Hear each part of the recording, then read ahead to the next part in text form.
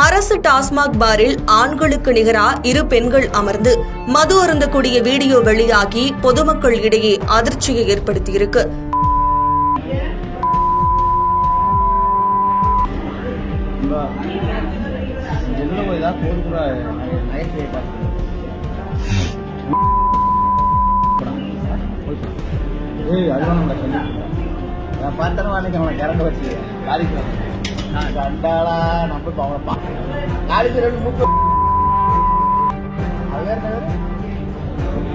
ஆண்களுக்கு நிகரா பெண்களும் மது அருந்துவது அப்படின்றது வழக்கமான ஒன்றா போயிட்டு.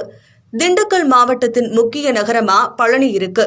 அறுபடை வீடுகள்ல 3ஆம் படை வீடு அமைந்திருக்கக்கூடிய பழனிக்கு நாள்தோறும் ஆயிரக்கணக்கான மக்கள் வந்து செல்றாங்க. இதன் காரணமா பழனி நகர்ல செயல்படுத்தப்பட்டு வரக்கூடிய தமிழ்நாடு அரசு டாஸ்மாக் மதுபான கடைகள்ல எப்போதும் கூட்டம்